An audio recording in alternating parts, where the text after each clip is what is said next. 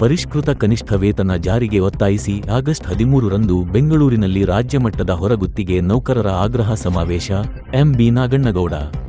ರಾಜ್ಯದ ವಿವಿಧ ಸರ್ಕಾರಿ ಇಲಾಖೆಗಳಲ್ಲಿ ಕಾರ್ಯನಿರ್ವಹಿಸುತ್ತಿರುವ ಹೊರಗುತ್ತಿಗೆ ನೌಕರರಿಗೆ ಪರಿಷ್ಕೃತ ಕನಿಷ್ಠ ವೇತನವನ್ನು ತಕ್ಷಣ ಜಾರಿಗೊಳಿಸುವಂತೆ ಒತ್ತಾಯಿಸಿ ಆಗಸ್ಟ್ 13ರಂದು ಬೆಂಗಳೂರಿನ ಫ್ರೀಡಂ ಪಾರ್ಕ್ನಲ್ಲಿ ರಾಜ್ಯಮಟ್ಟದ ಆಗ್ರಹ ಸಮಾವೇಶ ಹಾಗೂ ಪ್ರತಿಭಟನೆ ಹಮ್ಮಿಕೊಳ್ಳಲಾಗಿದೆ ಎಂದು ಕರ್ನಾಟಕ ರಾಜ್ಯ ಸರ್ಕಾರಿ ಇಲಾಖೆಗಳ ಹೊರಗುತ್ತಿಗೆ ನೌಕರರ ಸಂಘದ ರಾಜ್ಯಾಧ್ಯಕ್ಷ ಬಿ ನಾಗಣ್ಣಗೌಡ ತಿಳಿಸಿದ್ದಾರೆ. ಪತ್ರಿಕಾಗೋಷ್ಠಿಯಲ್ಲಿ ಶುಕ್ರವಾರ ಮಾತನಾಡಿದ ಅವರು, ರಾಜ್ಯ ಕಾರ್ಮಿಕ ಇಲಾಖೆ ಕಳೆದ ಮೇ 22ರಂದು ವಿವಿಧ ಉದ್ಯೋಗಗಳಿಗೆ ಪರಿಷ್ಕೃತ ಕನಿಷ್ಠ ವೇತನ ನಿಗದಿಪಡಿಸಿ ಅಧಿಸೂಚನೆ ಹೊರಡಿಸಿದ್ದರೂ 3 ತಿಂಗಳು ಕಳೆದರೂ ರಾಜ್ಯ ಸರ್ಕಾರ ಅದನ್ನು ಪರಿಣಾಮಕಾರಿಯಾಗಿ ಜಾರಿಗೊಳಿಸುವಲ್ಲಿ ಸಂಪೂರ್ಣ ವಿಫಲವಾಗಿದೆ ಎಂದು ಆರೋಪಿಸಿದರು. ರಾಜ್ಯದ ವಿವಿಧ ಸರ್ಕಾರಿ ಇಲಾಖೆಗಳಲ್ಲಿ ಲಕ್ಷಾಂತರ ಹೊರಗುತ್ತಿಗೆ ನೌಕರರು ಅತ್ಯಂತ ಕಡಿಮೆ ವೇತನದಲ್ಲಿ ದುಡಿಯುತ್ತಿದ್ದು, ದಿನೇ ದಿನೇ ಏರುತ್ತಿರುವ ಅಗತ್ಯ ವಸ್ತುಗಳ ಬೆಲೆ, ಜೀವನ ನಿರ್ವಹಣೆಯ ವೆಚ್ಚ ಹಾಗೂ ಕುಟುಂಬದ ಹೊರೆ ನಡುವೆಯೂ ಸರ್ಕಾರ ನ್ಯಾಯಸಮ್ಮತವಾದ ವೇತನವನ್ನು ನೀಡಲು ಮುಂದಾಗದಿರುವುದು ಕಾರ್ಮಿಕರ ಬದುಕನ್ನು ಮತ್ತಷ್ಟು ಸಂಕಷ್ಟಕ್ಕೆ ತಳ್ಳಿದೆ ಎಂದು ಅವರು ಬೇಸರ ವ್ಯಕ್ತಪಡಿಸಿದರು. ಕಳೆದ 10 ವರ್ಷಗಳಿಂದ ಬೆಲೆ ಏರಿಕೆಗೆ ಅನುಗುಣವಾಗಿ ಕನಿಷ್ಠ ವೇತನವನ್ನು ಪರಿಷ್ಕರಿಸಬೇಕೆಂಬ ಬೇಡಿಕೆಯನ್ನು ಕಾರ್ಮಿಕ ಸಂಘಟನೆಗಳು ನಿರಂತರವಾಗಿ ಮುಂದಿಟ್ಟಿದ್ದವು. ರಾಜ್ಯದ ವಿವಿಧ ಭಾಗಗಳಲ್ಲಿ ಪ್ರತಿಭಟನೆಗಳು, ಮನವಿ ಸಲ್ಲಿಕೆ, ಧರಣಿ ಸೇರಿದಂತೆ ಹಲವು ಹೋರಾಟಗಳನ್ನು ನಡೆಸಿದರೂ ಸರ್ಕಾರ ಸ್ಪಂದಿಸಿರಲಿಲ್ಲ. ಅಂತಿಮವಾಗಿ ನ್ಯಾಯಾಲಯದ ಮಧ್ಯಪ್ರವೇಶದ ಬಳಿಕ ಕಾರ್ಮಿಕ ಇಲಾಖೆ ಸುಮಾರು 40% ವೇತನ ಹೆಚ್ಚಳದೊಂದಿಗೆ ಪರಿಷ್ಕೃತ ಕನಿಷ್ಠ ವೇತನ ಅಧಿಸೂಚನೆ ಹೊರಡಿಸಿತು ಎಂದು ವಿವರಿಸಿದರು. ಆದರೆ ಪರಿಷ್ಕೃತ ವೇತನ ಜಾರಿಗೆ ಕೆಲವು ಖಾಸಗಿ ಉದ್ಯಮಿಗಳು ಆಕ್ಷೇಪ ವ್ಯಕ್ತಪಡಿಸಿ ನ್ಯಾಯಾಲಯದ ಮೊರೆ ಹೋಗಿರುವುದನ್ನು ನೆಪವನ್ನಾಗಿ ಮಾಡಿಕೊಂಡು ಸರ್ಕಾರವೇ ಅಧಿಸೂಚನೆ ಜಾರಿಗೊಳಿಸುವಲ್ಲಿ ಹಿಂದೆ ಸರಿದಿದೆ ಎಂದು ಆರೋಪಿಸಿದ ಅವರು, ನ್ಯಾಯಾಲಯದಲ್ಲಿ ವಿಚಾರಣೆ ನಡೆಯುತ್ತಿರುವುದನ್ನು ಕಾರಣವನ್ನಾಗಿ ಹೇಳಿ ಇಲಾಖೆಗಳು ತಮ್ಮ ಜವಾಬ್ದಾರಿಯಿಂದ ತಪ್ಪಿಸಿಕೊಳ್ಳುತ್ತಿವೆ ಎಂದು ಟೀಕಿಸಿದರು. ಬಹಳ ಮುಖ್ಯವಾಗಿ ಇವತ್ತೇನು ವಿಷಯವನ್ನು ಪ್ರಸ್ತಾಪ ಮಾಡಿಕೊಡಿ ಅಂತ ಹೇಳಿದ್ರೆ, ಏನು ಕಳೆದ ಮೇ ತಿಂಗಳು 22ನೇ ತಾರೀಕಲ್ಲಿ ರಾಜ್ಯ ಸರ್ಕಾರ ಈ ರಾಜ್ಯದ ಎಲ್ಲ ಉದ್ಯೋಗಗಳ ಕನಿಷ್ಠ ವೇತನವನ್ನು ನಿಗದಿಗೊಳಿಸಿ ಒಂದು ಅಧಿಸೂಚನೆಯನ್ನು ಪ್ರಕಟ ಮಾಡಿತು.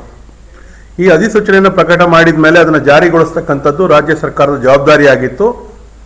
ಬಟ್ ಇಲ್ಲಿ ತನಕ ಕೆಲವು ಇಲಾಖೆಗಳನ್ನು ಹೊರತುಪಡಿಸಿ ಬಹುತೇಕ ಇಲಾಖೆಗಳಲ್ಲಿ ಈ ರಾಜ್ಯದಲ್ಲಿ ಕನಿಷ್ಠ ವೇತನವನ್ನು ಜಾರಿಗೊಳಿಸಿಲ್ಲ.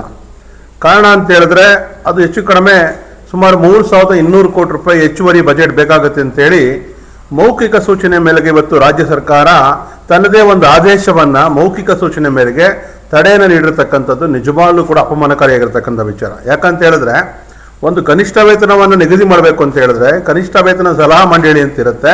ಆ ಸಲಹಾ ಮಂಡಳಿ ಒಳಗಡೆ ಮಂತ್ರಿಗಳಿರ್ತಾರೆ, ಅಧಿಕಾರಿಗಳಿರ್ತಾರೆ, IAS ಅಧಿಕಾರಿಗಳಿರ್ತಾರೆ. ಮತ್ತು ಈ ಕಮಿಟಿ ಡಿಸಿಷನ್ ತಗೊಂಡು ಏರ್ತಿರ್ತಕ್ಕಂಥ ಬೆಲೆಗಳಿಗೆ ಅನುಸಾರವಾಗಿ ಯಾವ್ಯಾವ ಉದ್ಯೋಗಗಳಿಗೆ ಎಷ್ಟೆಷ್ಟು ಪ್ರಮಾಣದ ವೇತನ ನಿಗದಿ ಮಾಡಬೇಕು ಅಂತೇಳಿ ಒಂದು ವೈಜ್ಞಾನಿಕ ಆಧಾರದ ಮೇಲೆ ಮಾಡಿರುತ್ತೆ.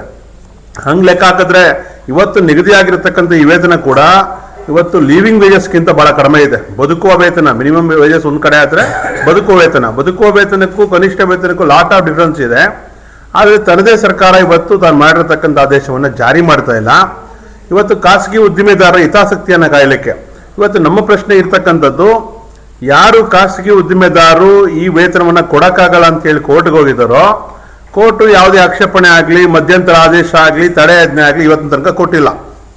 ಹಂಗಿರ್ಬೇಕಾದ್ರೆ ನಾವು ಕೇಳ್ತಕ್ಕಂಥದ್ದು, ಸರ್ಕಾರದೊಳಗೆ ಕೆಲಸ ಮಾಡ್ತಕ್ಕಂಥ ಸುಮಾರು 2 ಲಕ್ಷ ಜನ ಈ ರಾಜ್ಯದಲ್ಲಿ ಏನು ಬೇರೆ ಬೇರೆ ಇಲಾಖೆಗಳಲ್ಲಿ, ಅದು ವೈದ್ಯಕೀಯ ಶಿಕ್ಷಣ ಇಲಾಖೆ ಇರ್ಬೋದು, ಆರೋಗ್ಯ ಇಲಾಖೆ ಇರ್ಬೋದು, ನಗರ ಸ್ಥಳೀಯ ಸಂಸ್ಥೆ ಇರ್ಬೋದು, ಇಲ್ಲಿ ಸುಮಾರು 2 ಲಕ್ಷ ಜನ ಎಲ್ಲ ಇಲಾಖೆಗಳಲ್ಲಿ ಕೆಲಸ ಮಾಡ್ತಿದ್ದಾರೆ. ಅವ್ರಿಗೆ ನೀವು ಘೋಷಣೆ ಮಾಡಿರತಕ್ಕಂಥ ಕನಿಷ್ಠ ವೇತನವನ್ನು ಜಾರಿ ಮಾಡಬೇಕು.